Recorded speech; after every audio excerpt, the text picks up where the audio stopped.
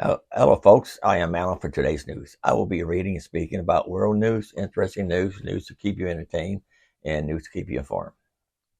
First thing I got for you today is from Newsmax Finance. It said Warren Buffett compares AI to the atom bomb.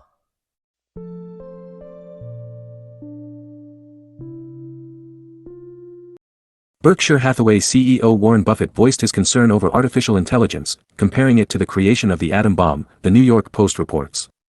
"When something can do all kinds of things, I get a little bit worried," Buffett said at the company's annual shareholder meeting Saturday. "Because I know we won't be able to uninvent it and, we did invent, for very, very good reason, the atom bomb in World War II. It was enormously important that we did so," Buffett continued. "But is it good for the next 200 years of the world that the ability to do so has been unleashed?"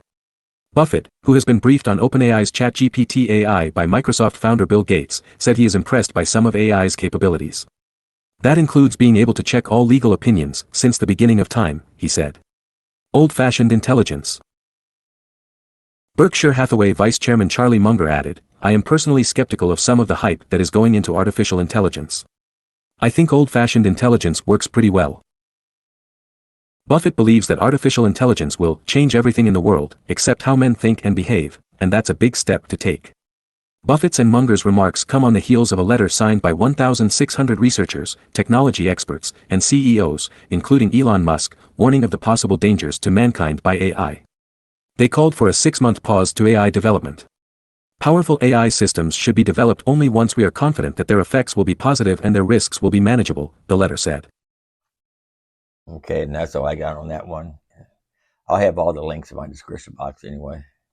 And let me go to the next one here. This one from Bazinga. Biden, Yellen sued by government workers union, and it wants debt ceiling statute to be declared unconstitutional.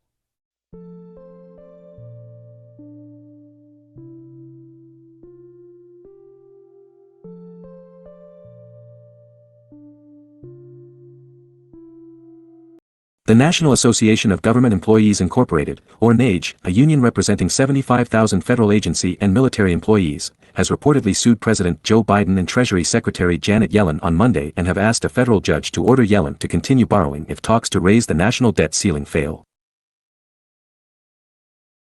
Had happened, NAGE has asked in the lawsuit that the debt ceiling statute be declared unconstitutional as a violation of the separation of powers and obligation to pay America's debts, reported Bloomberg.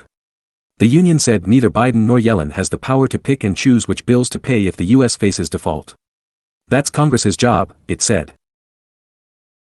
Major Wall Street indices closed mixed on Monday as market participants are awaiting the outcome of the meeting between President Biden and House Speaker Kevin McCarthy on Tuesday in regard to the debt ceiling crisis. Investors are also watching out for the release of the consumer price inflation data. The SPDR S&P 500 ETF Trust, NYSE, SPY, closed 0.027% higher on Monday while the Invesco QQQ Trust Series 1, NASDAQ, QQQ, gained 0.25%. While not challenging here in principle the controversial proposition that Congress can limit the indebtedness of the United States, plaintiff asserts that Congress may not do so without at least setting the order and priority of payments once that limit is reached, instead of leaving it to the president to do so, NAGE's lawyers said in a complaint in Boston federal court. The union is also seeking a court order preventing any layoffs, furloughs or reduction in benefits for federal workers if Congress refuses to raise the limit. And that's all I got on that one there. Let me go to the next one here. This one here is from 1945. Ukraine war ending. Putin sick with cancer and dies? That's a question mark.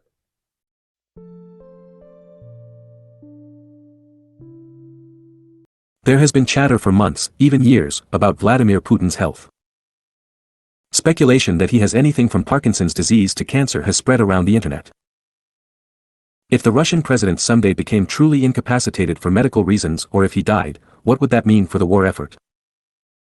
There would be a period of confusion and a power vacuum that would likely pause the war.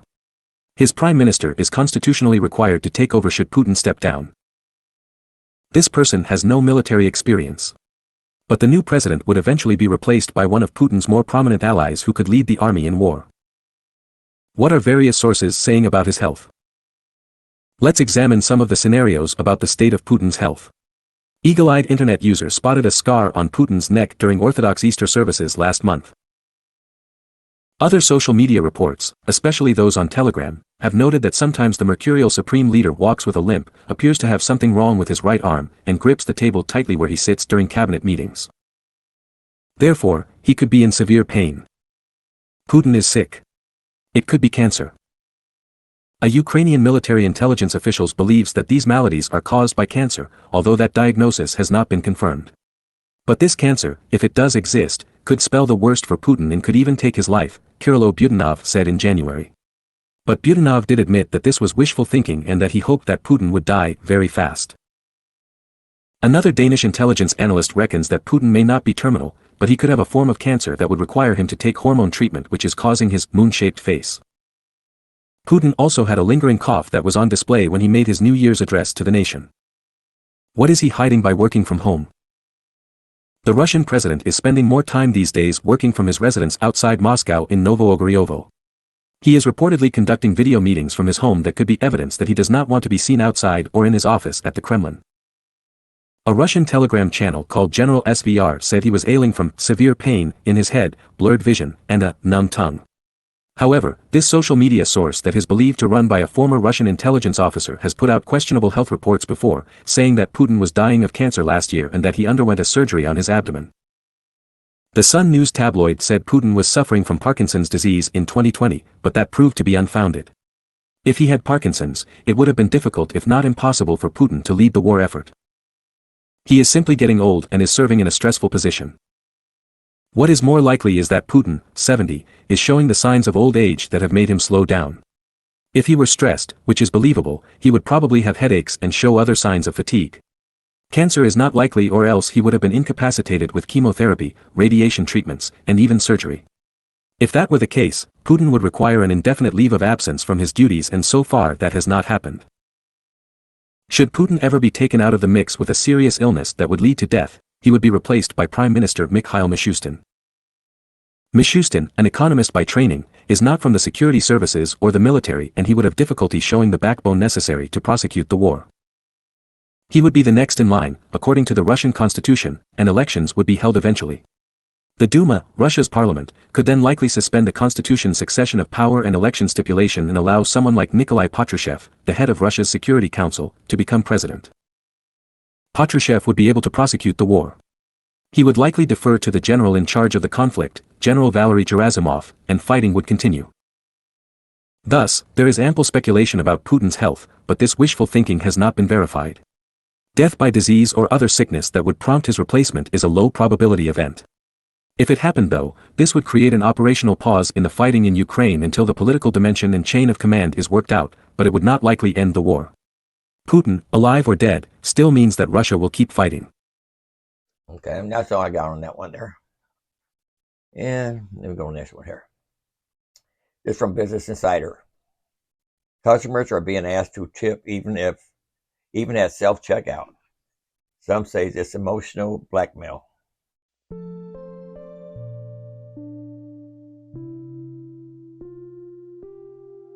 Tip prompts are becoming more common at digital, self-checkout kiosks.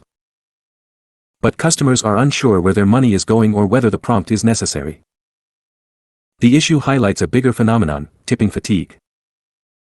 Self-checkout machines at cafes, sports stadiums, and airports are asking for tips, and customers aren't happy about giving extra money to machines.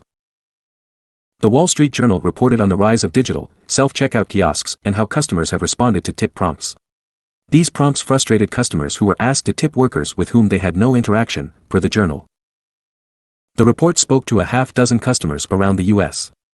Though some people were willing to tack on the extra fees during self-checkout, the majority said tip queues were confusing and many were unsure where the money was going. One customer, who took a beer from a self-service beer fridge at San Diego's Petco Park, was asked to include a tip on his order, the journal reported. "I was confused, because it wasn't entirely clear who I was tipping," he told the journal, adding that he still tipped 20% anyway. A spokesperson for the stadium, which is the home of the San Diego Padres, told the journal that all tips went to employees. A traveler, who was prompted to include a 10% to 20% tip on a $6 bottle of water at an OTG gift shop in Newark Liberty International Airport, described the ask as a bit of emotional blackmail, per the Journal. The customer did not tip. A spokesperson for OTG told the Journal that all tip money collected is pooled and then paid out to the staff members working that particular shift. Tipping has been an increasingly controversial point of debate in the country, with many Americans experiencing tipping fatigue as they get asked to tip at more places and face the effects of inflation. Landlords have taken to TikTok to make a case for gratuity to be added onto rent, while the first unionized Apple store in Maryland is fighting for the introduction of a tipping system.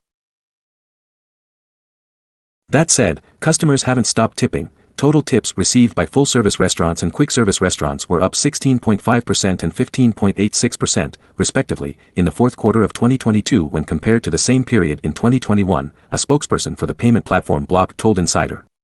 This data reflects all tips received and not just from self-service kiosks. Okay, that's all I got for you on that one there. And, people getting hard on money right now. And with inflation and then all the other companies asking for tips and raising the tips. Now, keep my money in my pocket. Let's go to the next one. This from Business Insider.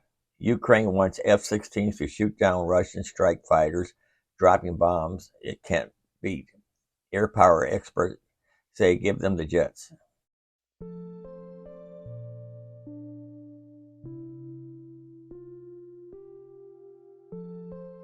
The Ukrainian military is raising concerns about Russia's latest tactics, specifically guided glide bombs. Its defenses struggled to counter the bombs, so Ukraine wants tools to take out the Russian strike fighters. Experts said that if Ukraine can't kill them on the ground, then it needs jets and surface-to-air missiles. Ukraine can't counter the crude, guided glide bombs Russian strike fighters have been dropping and needs fighter jets and long-range air defense to go after the Russian planes, a military spokesman said. Airpower experts agreed, telling Insider that Ukraine needs the tools to take its enemy out in the air. Well over a year into Russia's war in Ukraine, the front lines are murderous and largely static, but that could change should one side get the edge in the air, experts said, arguing that more surface-to-air missiles and air power would give Ukraine a tougher defense and stronger offense that might stanch the blood loss in this war of attrition. David Depchula, a retired U.S. Air Force lieutenant general who planned the Desert Storm air campaign and directed air operations in later conflicts, told Insider that additional air power is the one asymmetric advantage that can break this stalemate, and it's the only way to fundamentally give the Ukrainians a decisive advantage over the Russians. For him, that means F-16s, and that's what Ukraine wants. Ukrainian Air Force Colonel Yuri Ilyinat said in a press briefing last Tuesday that Kiev's forces are facing a difficult challenge, guided glide bombs that Russian fighters can drop at range to skirt enemy defenses. Ilyinat said that the use of the guided aviation bombs along the state border and along the forward edge of the battle area is going on a daily basis, adding that about 20 to 200 of these bombs hit every day. And though they're poor quality, they pack a punch. Full screen. We cannot counter this type of ammunition, Ilyinat said of the guided glide bombs with a range of about 70 kilometers, or just a bit over 43 miles. It's irrational, and our air defense is inefficient against the bombs themselves. But, we should rather try to down the Su-34 carriers of those aviation bombs, the tactical fixed-wing aircraft, which include Russian Su-35s. Throughout the war, Ukraine's surface-to-air missiles have proven a hindrance to efforts by Russia's Air Force, which has an advantage in numbers and technical capability, to conduct significant and sustained operations. Likewise, Ukrainian pilots have faced troubles with Russian air defenses, and both sides have lost dozens of aircraft.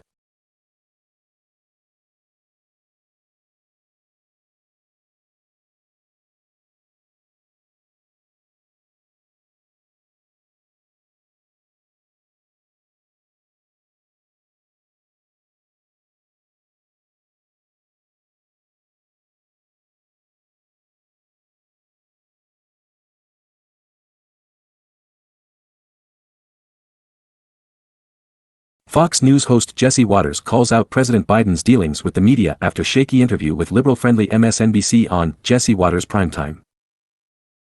Jesse Watters, have you ever seen White House staffers jump in the middle of an interview like that? The anchor was just rattling off a list of bad things happening under Joe Biden. Hate crime is on the rise. Gun crimes on the rise, attacks on women on the rise, and the White House staffer said, "You can't do that. Sorry." Can't do what exactly? Ask the President of the United States a question about the country. Now, today I spoke with people who've been in the room during presidential sit-down interviews under Trump, under Obama, under Bush, and a White House staff member cutting off a journalist in the middle of the question to the president is unheard of. What kind of corrupt arrangement are we witnessing here? And the staff couldn't even save Biden. He went on to confuse Obama with Trump. Are they trying to stop the question from being asked, or are they trying to stop the president from answering it? I don't know, and it happened twice during the interview. Later, staff tried to cut the President of the United States off from answering a question about Hunter Biden, and we'll have more on that later in the show. If Biden can't make it through an interview with MSNBC without help, how is he going to make it another 4 years? Okay, and that's all I got on that one there. There's a link right here, too, if you go to my description box and open this page up, and it says, inside the Biden White House, aides reportedly not president for eating like a child. Let's go to the next one here. This from Fox News. Republicans to release memo on Biden family business dealings. Judgment Day for the White House.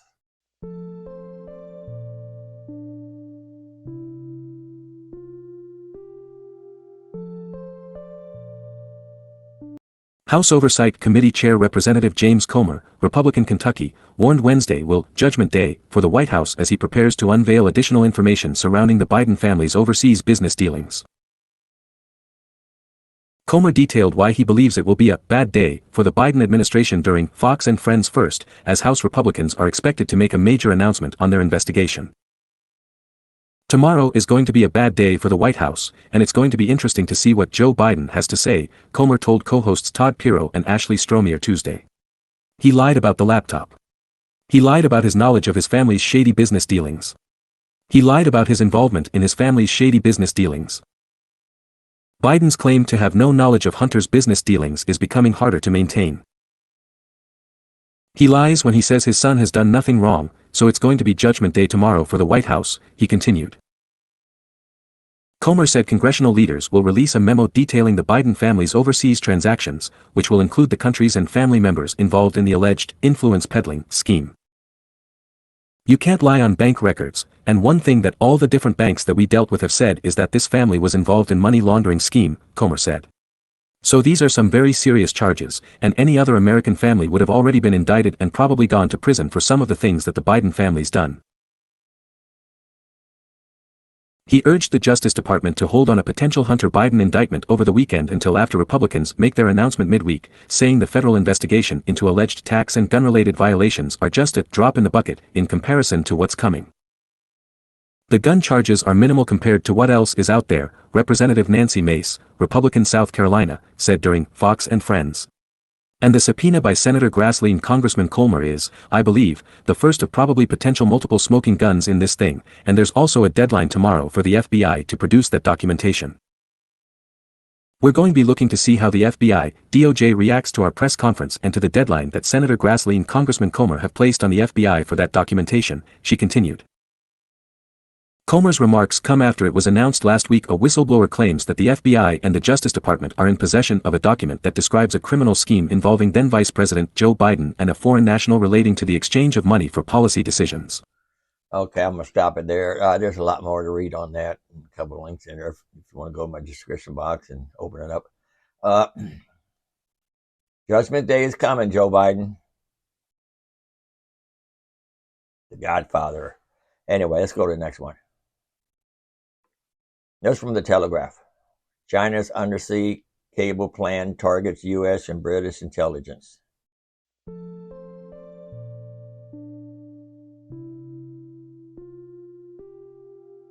Chinese plans to rival a U.S.-backed submarine cable with a parallel setup that feeds into Beijing could have significant consequences for global security, intelligence gathering, and the Internet itself.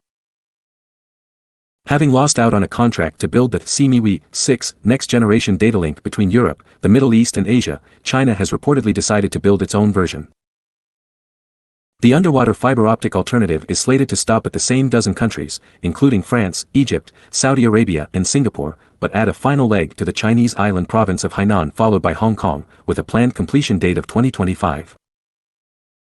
Paid for by telcos China Mobile, China Telecom and China Unicom, installed by Huawei Marine Networks, HMN Tech, a company the Chinese government once said is a model of civil-military integration, and landing on Chinese soil. The wholly controlled network would not only give China a hyperfast connection to the rest of the world but also pull vast amounts of data into its intelligence network and away from prying Western eyes. It's no secret nowadays that America's NSA and Britain's GCHQ suck up and analyze submarine cable traffic in bulk wherever they can. These programs were exposed by Edward Snowden a decade ago. This isn't always limited to cables touching at landing points within the Five Eyes intelligence alliance of the US, UK, Canada, Australia and New Zealand either. GCHQ is known to have an overseas processing center in Oman, plugged into all the cables running into the Gulf, and there are surely other secret tapping sites elsewhere around the globe.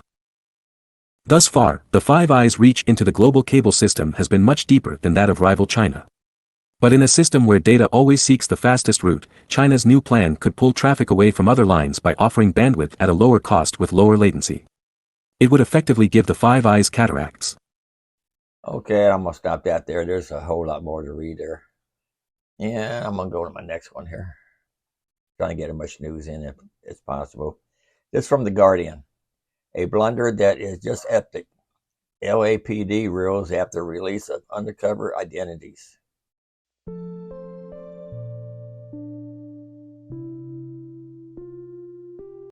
The Los Angeles Police Department has made many mistakes during its tumultuous history, but few may compete with an administrative error its own union officials are calling a blunder that is just epic, the inadvertent exposure of dozens of officers working undercover to investigate national security breaches, drug cartels and other dangerous criminal enterprises.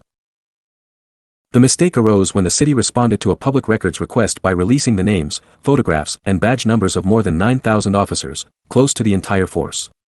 The department assured the journalist who had fought and won a legal battle to obtain the records that images of officers working in an undercover capacity are not included. But that turned out not to be true.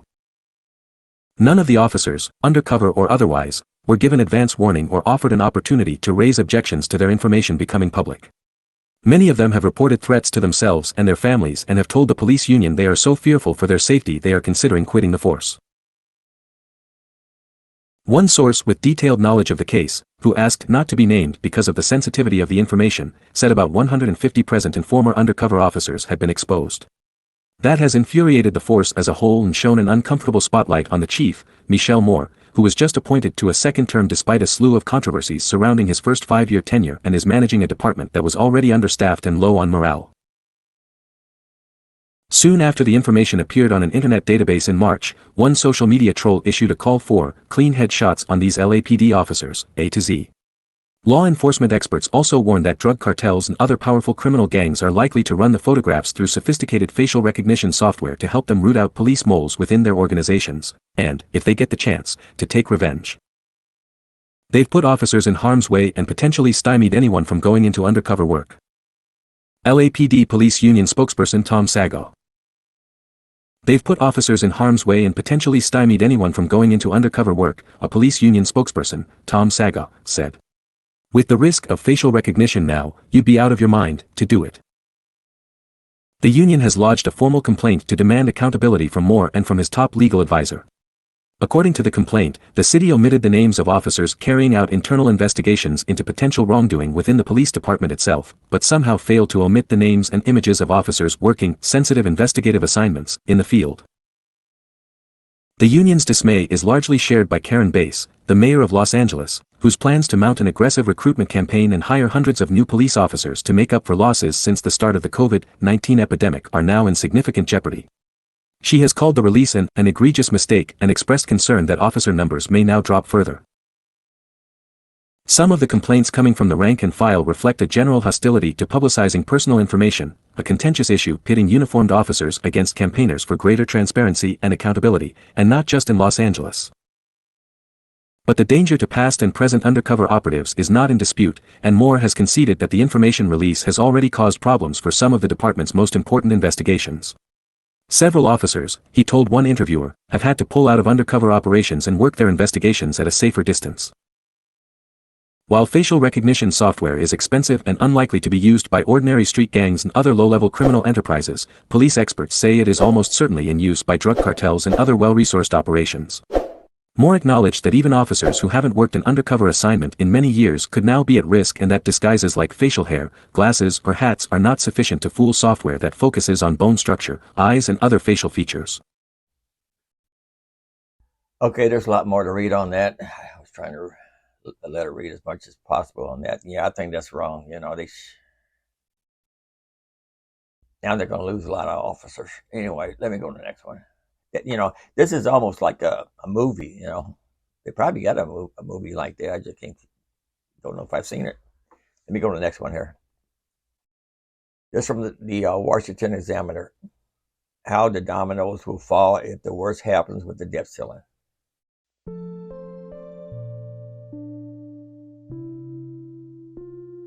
The United States is inching closer to the deadline for action on raising the debt ceiling. Here is what will happen as that date approaches, or even lapses. It has been months since the government hit its $31.4 trillion debt ceiling, and both Democrats and Republicans want to raise the cap, although Republicans are using it as an opportunity to score concessions like spending cuts.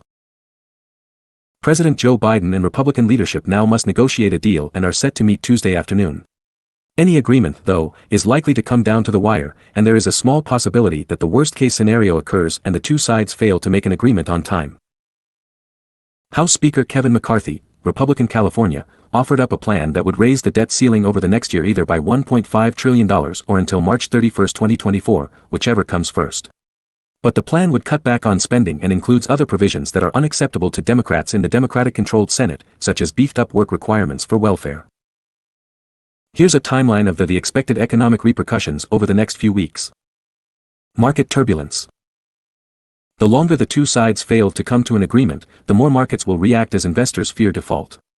It is worth noting that the U.S. has never defaulted on its obligations in all the times Republicans and Democrats have sparred over the ceiling, with an agreement always being inked in time. Still, the mere perception that the Treasury might run out of extraordinary measures to pay incoming bills would roil the markets. Such measures have been used at least 16 times since first being deployed in 1985, according to the Committee for a Responsible Federal Budget, and as recently as 2 years ago. The bond market has already begun to react. Yields on Treasury securities maturing in June, when the government may lose its ability to pay all of its incoming bills in full and on time, are now higher than many of the yields for those maturing before or after that month, according to Monday's readings. Yields in July are also high. Okay, I'm going to stop it there, and there'll be a lot more to read on that. I could probably spend over half an hour on just 2 articles. This news is always constantly popping up. I'm going to go to the next one now. This from Best Life. Lay's potato chips recalled over health concern, FDA warns.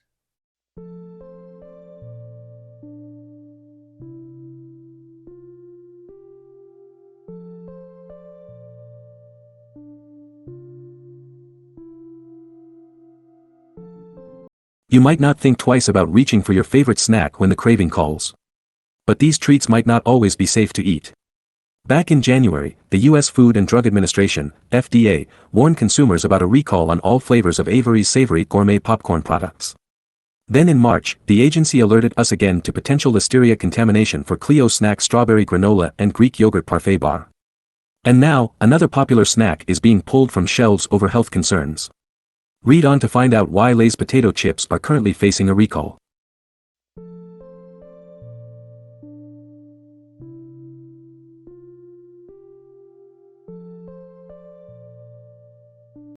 If potato chips are your go-to snack, you'll want to look twice at the packaging. In a May 4th press release, the FDA announced that Frito-Lay has issued a voluntary recall on some of its Lay's classic potato chips. According to the agency, 2 sizes of the snack are impacted, the 13-ounce Lay's Classic Party Size potato chips and the 15 5/8-ounce Lay's Classic Mix and Match potato chips.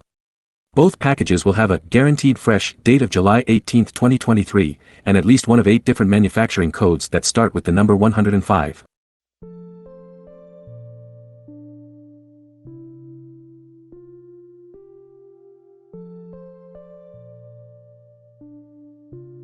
A limited number of Lay's chips are affected. There's a good chance you may have avoided picking up one of the recalled products.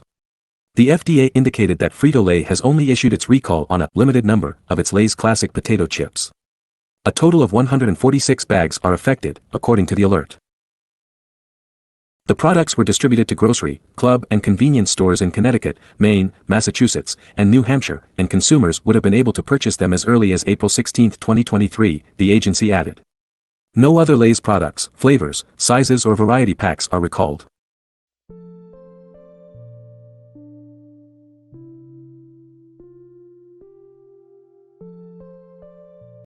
The recall was issued over allergy concerns. Frito-Lay is issuing an allergy alert alongside this recall, as the affected chips may contain undeclared milk. According to the FDA, an investigation was launched after a consumer complaint was issued.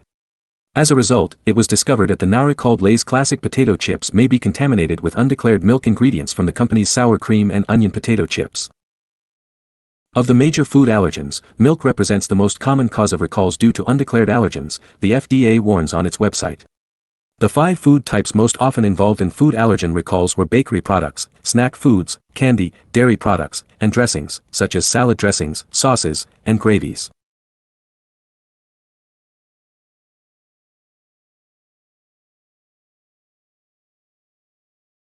Certain consumers are being urged not to eat the recalled chips. No allergic reactions from the recalled Lay's potato chips have been reported yet.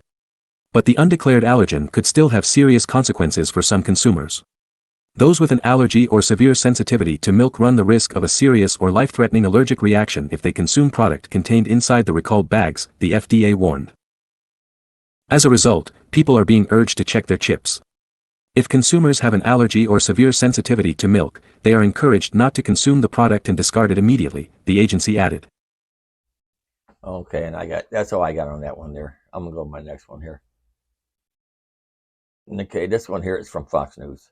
War on appliances continues as Biden administration releases new rules on dishwashers.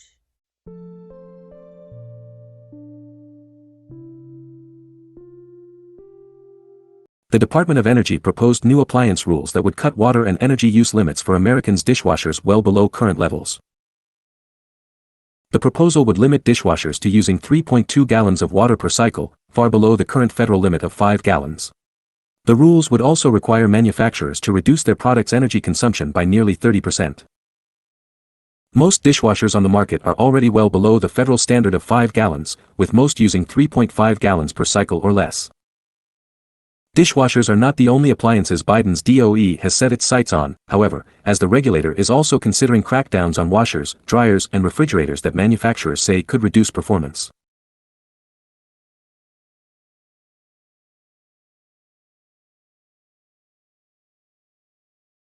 The Biden administration has made clear that the new limits are coming thanks to the president's climate agenda. Collectively, these energy efficiency actions support President Biden's ambitious clean energy agenda to combat the climate crisis, the DOE wrote earlier this year. The proposed rules come on the heels of a national reckoning over gas stoves. While top Democrats like Senate Majority Leader Chuck Schumer argued there was nothing to worry about, his own state banned gas stoves just last week. "Nobody is taking away your gas stove," Schumer tweeted in early February. "Shameless and desperate MAGA Republicans are showing us they will cook up any distraction to divert from real issues the American people want solved, like the debt ceiling."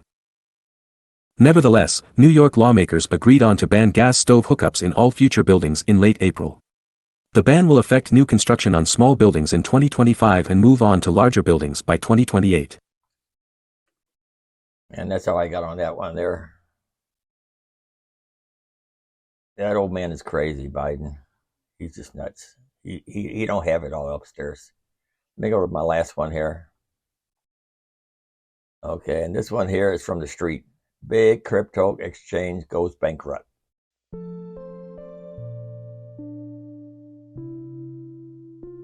The cryptocurrency industry is again overtaken by bankruptcies.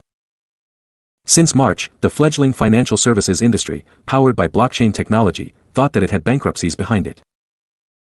It was also the big winner of the problems of the traditional financial system, marked by the failure of 3 regional banks, Silicon Valley Bank, Signature Bank in New York and more recently First Republic Bank.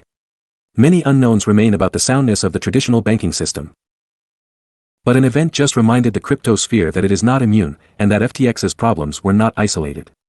Bittrex, a cryptocurrency exchange, filed for Chapter 11 bankruptcy in the U.S. Bankruptcy Court in Wilmington, Delaware on Monday. The Chapter 11 filing only covers the U.S. affiliate, which is based in Seattle, Washington. Bittrex Global, which serves customers outside the U.S., will continue to operate as normal, the company said. A lawsuit from the SEC.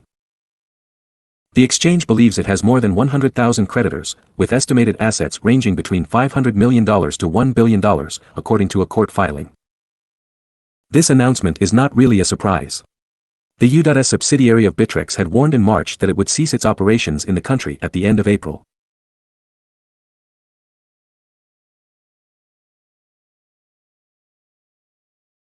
This decision was due, the platform explained, to the current U.S. regulatory and economic environment.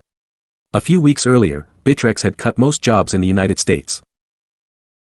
The wind down in the United States did not prevent the U.S. Securities and Exchange Commission from filing a suit against Bittrex last month, accusing the platform of operating a national securities exchange, broker, and clearing agency in violation of federal statutes. The SEC also sued Bill Sciarra, the former CEO of Bittrex and Bittrex Global. The federal regulator alleges that tokens OMISCO, OMG, Algorand, ALGO, Token Card, TKN, iHouse Token, IHT, and NAGA, NGC, are securities. In other words, Bittrex should have registered with the SEC and applied specific transparency rules before offering these cryptocurrencies. SEC Enforcement Director Gerber Gruhl said, at the time, that the lawsuit against Bittrex should send a message to other non-compliant crypto market intermediaries. As laid out in our complaint, Bittrex's business model was based on three things: circumventing the registration requirements of the federal securities laws, counseling issuers of crypto asset securities to do the same by altering their offering materials, and combining multiple market intermediary functions under one roof to maximize profits, Gruhl argued. Customers expected to be paid in full. Bittrex Global CEO Oliver Lynch said that the company will fight the charges in court. For over 5 years, and despite multiple, specific requests to do so, the SEC would not provide notice of the specific conduct that it thought violated the federal securities laws, Bittrex said last month in a statement. Specifically, on multiple occasions, we asked them to tell us what digital assets on our platform they viewed as securities, so that we could review and potentially delist them. They refused to do so. In April, Bittrex told its U.S. customers to withdraw their funds by April 30th, when the company shut down its operations, according to its website. For customers who didn't withdraw by the end of last month, Bittrex said on April 8 that their funds remain safe and secure, and that its top priority is to ensure that they are made whole. Okay, and there's more to read on that one. There's not a whole lot of me to read, just a little bit more. Customer expect to be paid in full, court paper show. Anyway, that's all I got for you for today. Remember, I am Alan for today's news. I will be reading, speaking about world news, interesting news to keep you entertained and news to keep you informed. And I hope I got some information for you. And don't forget to like, subscribe, at least come back once in a while. And I thank you for watching. Until next time, later.